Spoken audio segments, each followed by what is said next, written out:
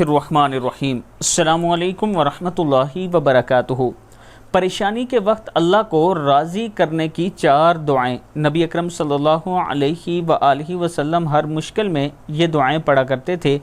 پہلی ہے بسم اللہ الرحمن الرحیم یا حی یا قیوم برحمتک استغیث، یہ 7 مرتبہ پڑھیں۔ سبحان اللہ وبحمدہ، یہ 100 مرتبہ پڑھیں۔ اللہم اغفر لی وارحمنی واہدنی وارزقنی، یہ 7 مرتبہ پڑھیں۔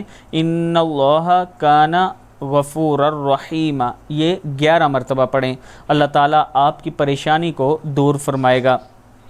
اس کے ساتھ میں اپنے دوستوں سے گزارش کروں گا کہ آپ دوستوں کے تعاون سے الحمدللہ یہ ایک یتیم بچے کا گھر تقریباً کمپلیٹ ہو چکا ہے۔